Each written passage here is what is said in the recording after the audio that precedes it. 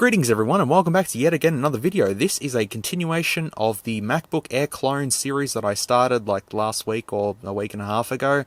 The first part is up here if you want to click up here. Right there. You can click to watch that first. If not, you can just continue watching this as a standalone review anyways. But before we begin, I just wanted to say thank you to today's sponsor, Raid Shadow Legends. One of the best free action-packed RPG multiplayer games you'll ever find on a mobile platform. You can download it free from the App Store right now. Got you all. April Fools. I'd never sell my soul to the devil. I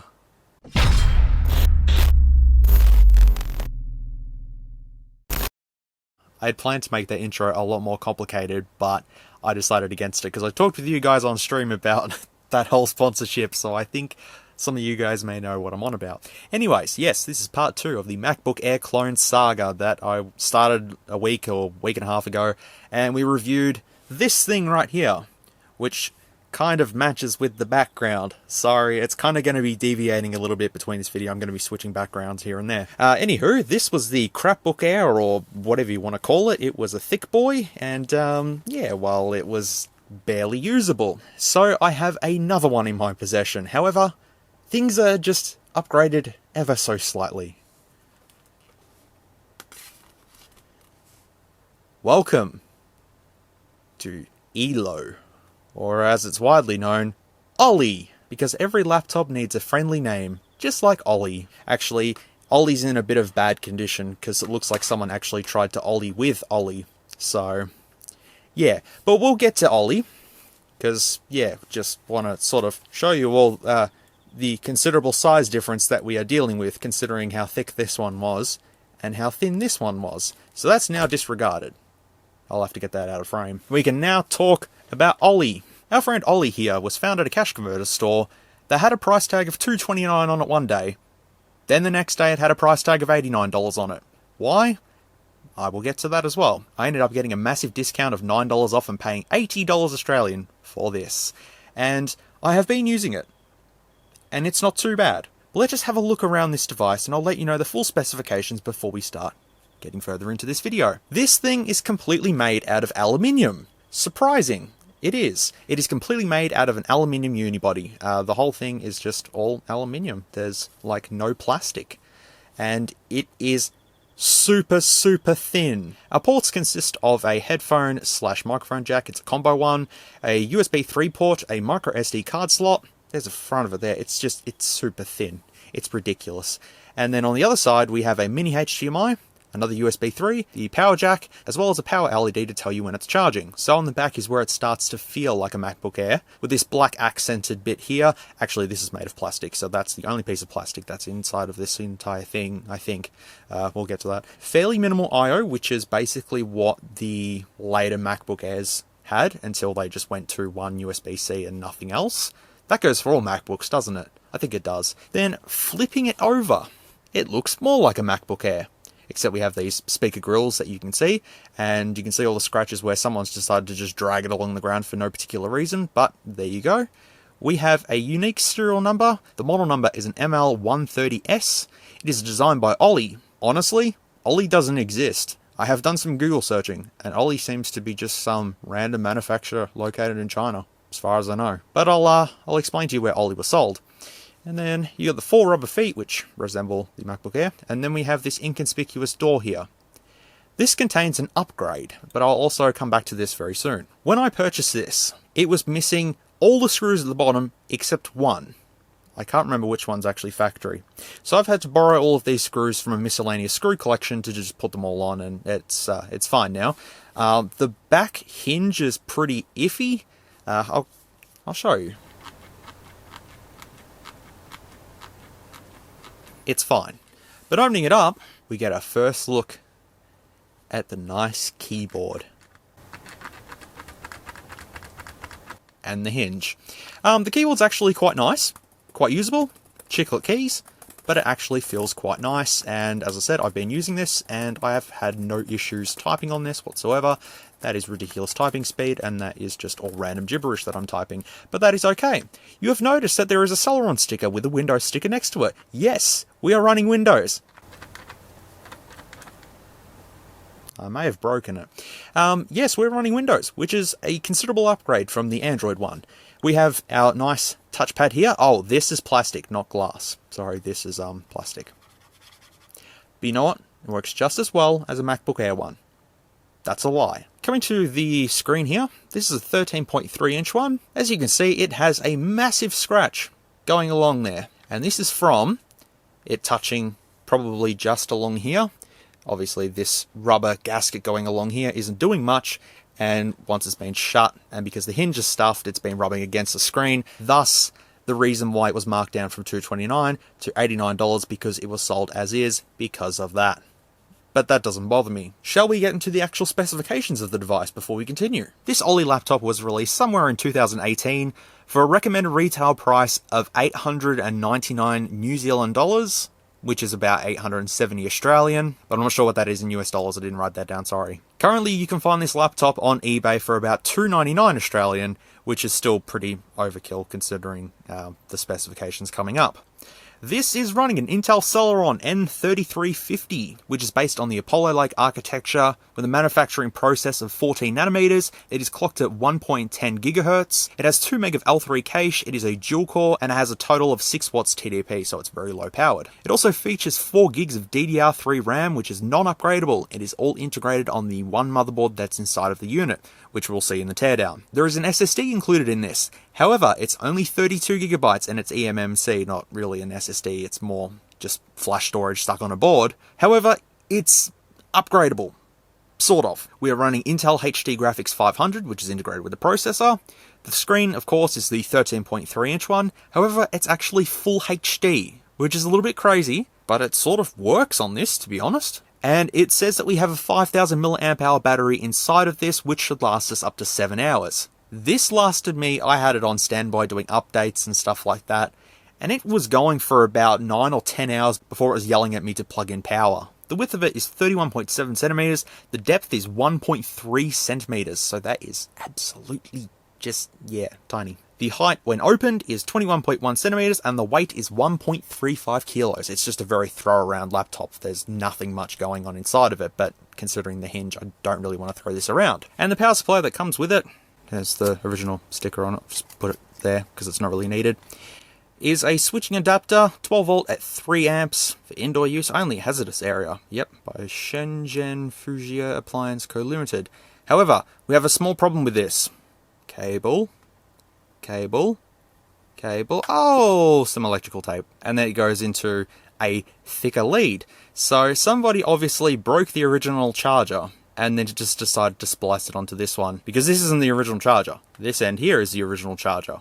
So maybe it was a really short one and they stepped on it and broke it, and then they've just done this DIY fix here. I haven't taken the tape off and I don't want to take it off because I'm scared to know what's under here. The charger works, that's the main thing, that's all I need to worry about. So now that you know the specifications of this, let's go ahead and open up this little trapdoor here. Because what lies inside of this, you say? A slot for an M.2 SATA SSD. However, the size that you're supposed to use is the 2242. However, I only have 2280 ones. One's an NVMe, which is this one, and this one's the SATA one. So what I did was I put electrical tape in here, I sanded down the little standoff for the smaller SSD, and I put this in here, and I made sure that none of this was touching the aluminium body or anything like that. It was all nice and protected. And it appears in BIOS sometimes, and then it doesn't appear in BIOS other times.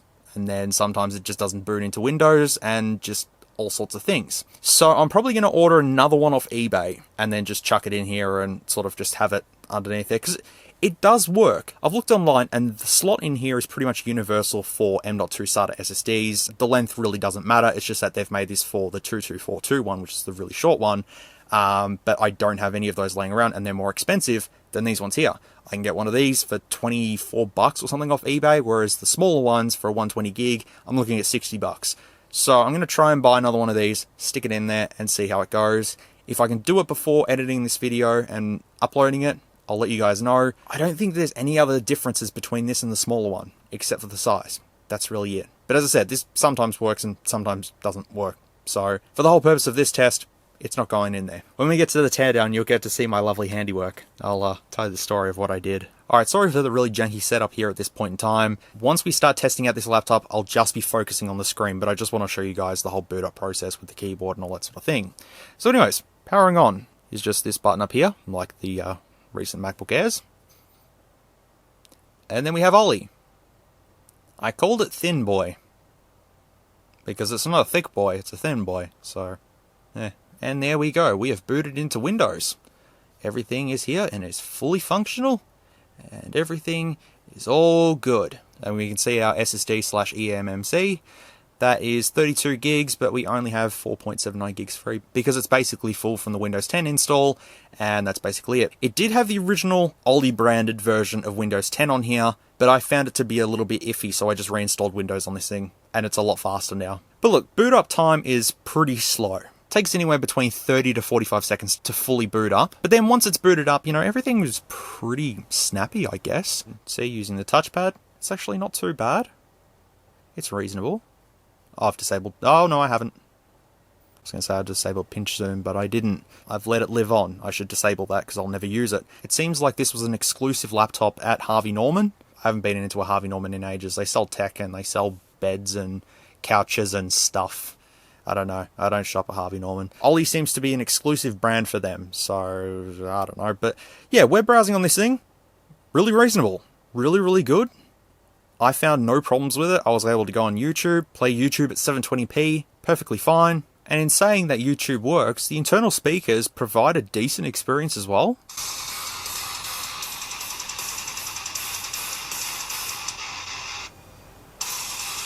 Pretty loud for what it is, and they're nice and clear as well. And obviously the stereo sound is working, but there's no Dolby Atmos or anything like that built into it. It's just standard Realtek audio. And this is a 1080p 60 FPS video running on this thing, and it's quite fine. It's perfectly fine. I will link the creators of this video down in the description below as well. But the colors of the screen are very vibrant. You can see the greens are very, very nice. Once you're using this, you don't notice that scratch that's going along there. I mean, that's in my case, I have the scratch on there, but if you were to buy this new, you wouldn't have the scratch on there. But it looks so nice. Look at that. That's amazing. I'm going to bump it up to 4K just to see if we get it. There you go. 4K 60 FPS. Beautiful. The lights that are reflecting on the screen make it look a little bit worse, but trust me, it looks really, really good. It's a big step up from the other thing we had a look at, isn't it? Typing on this thing. While that wasn't perfect, you get the idea. I find that the keyboard is actually quite nice, and while not as tactile as the previous MacBook Air clone per se, it almost actually does feel like a MacBook Air keyboard, because I've used a couple, and it kind of does almost feel like it. Now, while this isn't a direct MacBook Air clone, it's resembling the style of one. Except for the webcam, because that's just an obvious black dot just stuck there. And the camera works on this one too. It's only a 1 megapixel one, I believe, but I'll have to do further research and let you all know. There's one cool thing about this though, is that it actually has binaural audio. Just here is the left microphone and the right microphone. A lot of laptops do implement this, but some of the cheapo ones don't really. And we've also got the LED indicators for caps lock and power on and all that sort of stuff just there.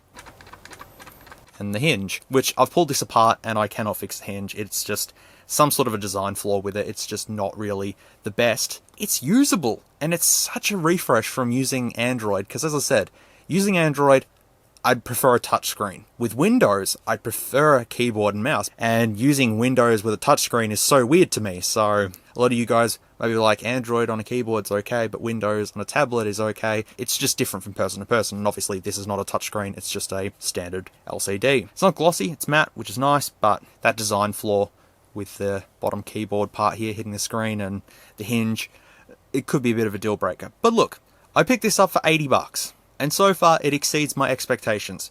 It does YouTube fine, the speakers are good, it's reliable for internet browsing. The battery life, at the moment, what are we on? 12 hours and 7 minutes remaining. I'll probably get about 10 hours out of that, to be honest. Now, you are seeing that there's games on the desktop here. We will get to them very soon. But first, I just wanted to quickly show you all the specifications with some applications that I always use on any Windows PC. Core temp just shows the temperature at the moment. It's 42 degrees. It's passively cooled. There is no active cooling inside of here. There's no fan, nothing. It's passively cooled. and from my experience, it doesn't overheat, doesn't get too hot or anything, because the processor uses stuff all power.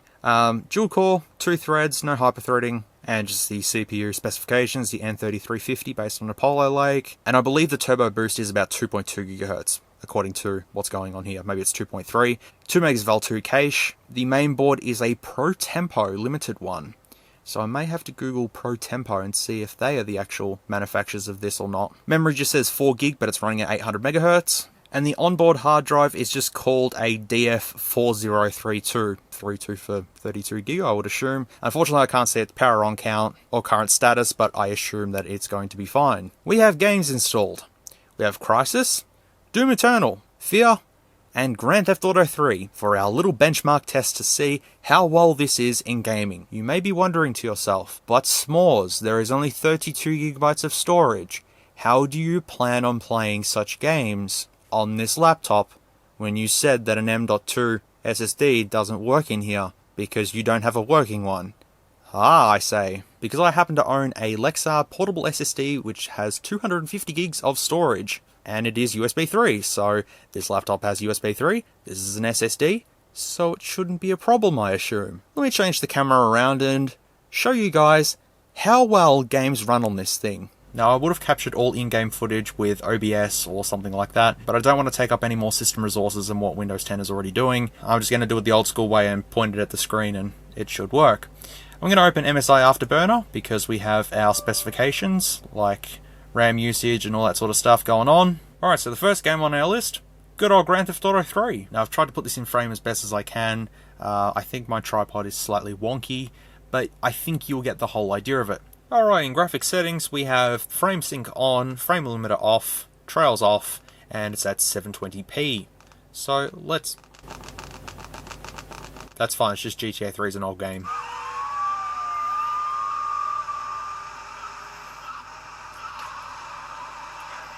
As we can see, GTA 3 runs pretty much between 50 and 60 FPS on 720p. If I lowered it down, I could probably get a better frame rate, but 720p is about appropriate for this. It's an old classic, ready to play, and with the battery life in this thing, you can easily sit on a bus or a train if you want to play this. Not that you can do that at this stage in time anyways, but you know,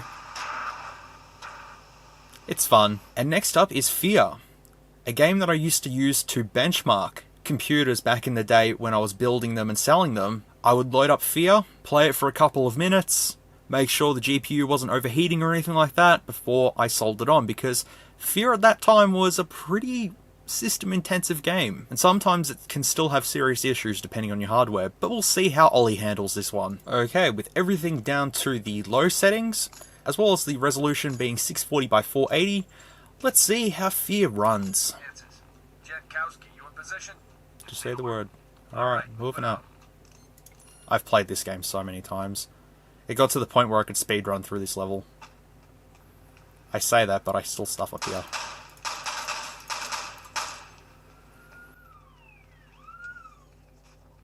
See if I can jump through the door. Got it. Didn't get the bench.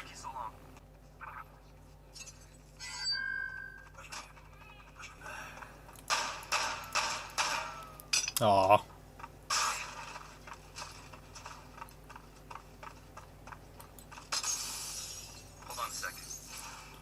Okay, we'll bump up the resolution and bump up the other graphics display options and see how it runs. Alright, so it's on all auto detect and 720p. See if I can do better this time.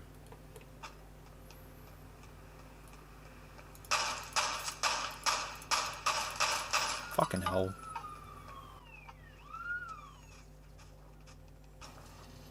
Nah, didn't get door skip.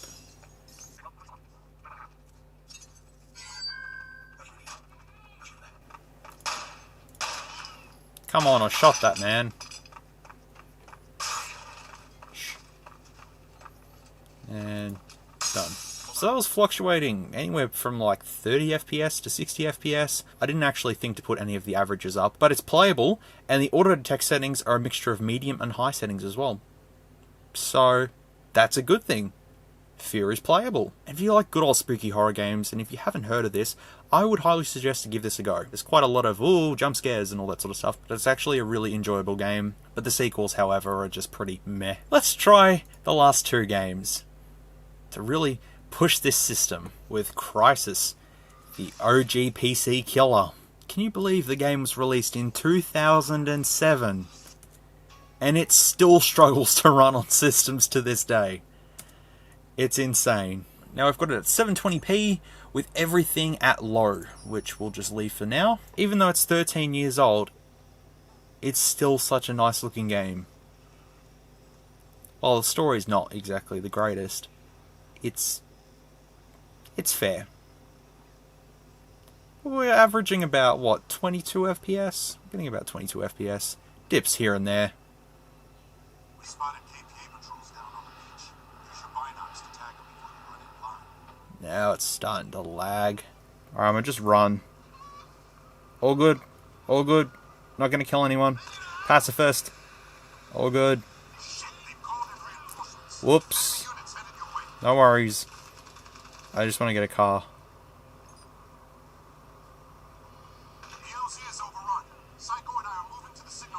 Bingo! Yeah, try stuff with me now. Yeah.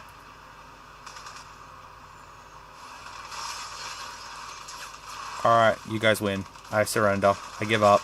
Just for the fun of it, let's put everything up to high. Alright, well, it looks pretty.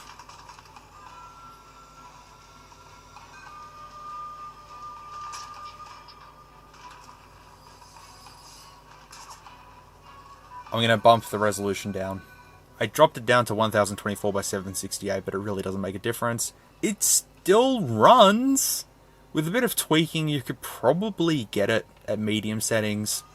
Probably a 720p reasonable with this. But considering this is basically just a motherboard with the CPU and everything embedded onto it, it's surprising that things do run as well as they do. So, overall, quite impressed. Alright, time to end it off with Doom Eternal. Okay, well it doesn't seem to want to actually launch. I go to launch it. Reaches 100%, and then it just drops down again. So I have a feeling that perhaps Doom Eternal won't work on this. It may need some tweaking to work, but I can imagine that at 640 by 480 at absolutely low settings, we'd probably see close to maybe 10 FPS, if that. At this point in time, I can't think of anything else to actually test on this, to be honest. There's no false specifications or anything like that. Everything's basically here as promised. It just looks like a MacBook Air, but except it's called an OLLEE, and it's running a pretty low-end Celeron, and everything's embedded onto one motherboard. But it plays games, although you'd have to tweak some settings in order for them to work. It's super thin, battery life is excellent, and the full HD screen, while my camera's sort of picking up all of this crap going on at the moment, it's a very nice vivid screen, and I'd assume that it's probably Samsung or LG that makes this screen in here, I would say. Even with that scratch on here, it still doesn't stop me from using this, and I think I got a pretty good bargain at 80 bucks. It's a good little laptop to just throw around, and, you know, if I quickly need to look up something while I'm out and about or whatever, not that I can go out and about at the moment, but you know what I mean, you know, just something to just open up, start using, whatever. I know battery life is going to last me. I don't need a lot of ports on it or anything like that, and the touchpad is fine. Keyboard is great. Barely even getting hot either. Even though it's passively cooled, it's a little bit warm over to the side, but it's not too bad. Just over here is where it's getting hot, because I think that's actually where the motherboard is, right about here. But we're going to tear it down and see anyways. Sorry, I completely forgot about Cinebench. That's a pretty important benchmarking test, so let's try it. Alrighty, well it only took about 45 minutes or so, but our Cinebench score came back with 165, which, judging by the time it took to do the test, and the score, I would say it's nothing impressive, but in my humble opinion, I think this laptop does qualify as a daily driver, with occasional game usage, internet browsing, all that good stuff. Just the retail price they're asking for one of these is a bit ridiculous. Even the price on eBay is a little bit too high. If this was a maybe $150 laptop, I'd say it's definitely worth it. Well yeah, when it comes to Windows, I really don't know what else to check. I've run some games, I've run a benchmark, I've done some internet browsing, showed you the specifications and stuff. I'm struggling to find anything else that I could possibly do with it, unless I think of something during editing, but otherwise, I can't think of anything else. But I think we'll jump into a teardown and show you guys what's inside of this thing. But conclusion with this, OLLEE gets a thumbs up from me. It's a nice alternative to a MacBook Air. And just like a MacBook Air, it kind of can't really be upgraded much, except for the SSD, but a really low-end Windows alternative, it's not too bad. As I said, it's a lot better than the previous thing we looked at. But anywho, I think I should go ahead and shut Thinboy down and prepare for teardown. Alrighty, well, disassembly is pretty straightforward. Just take out all the screws and this pops off. But I have to remember the order of the screws that I've put them in, because they're specific. Okay, with all the screws removed, we just pop this open. And there we go. It is much cleaner than the previous clone, isn't it? So we've got our, well, 4,800 mAh battery. It said 5,000, but 4,800 is pretty good.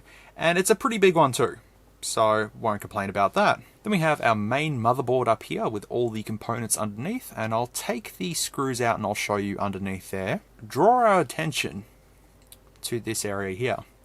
This is my wondrous modification. So when I got this laptop and I seen that it had the M2 slot available, I thought, oh, great.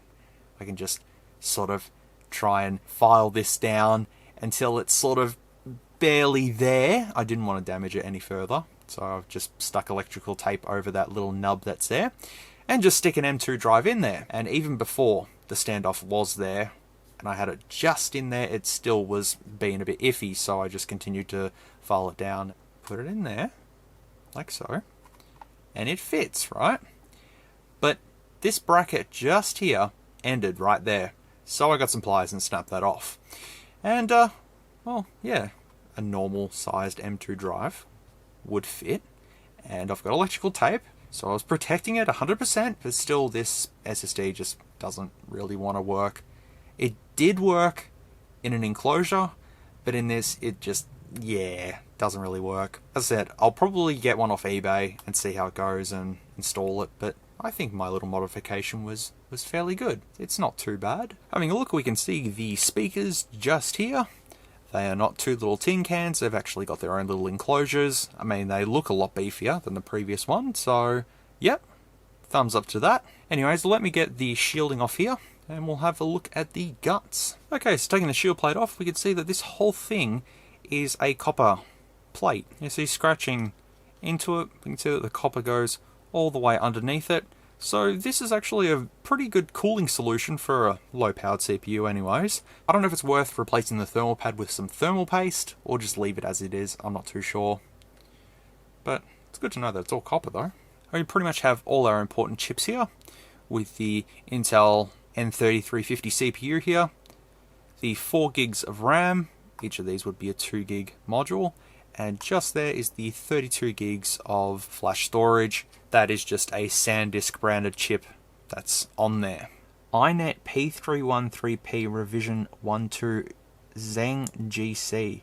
I'll Google that code and see if anything comes up for that. Okay, so that code that you just seen on the motherboard, the iNet P313P, is also the same motherboard used in an Acer 13Z3117, which is supposedly exclusively only sold in China. Do you want to know what it looks like though?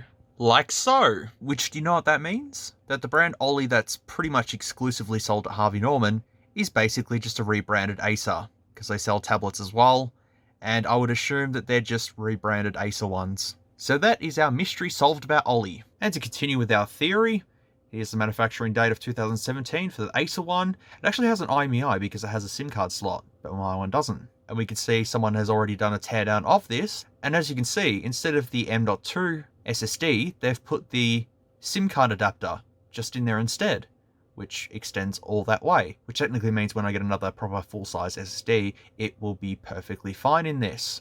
The only difference I see is that it has a black touchpad instead, but otherwise they're exactly the same.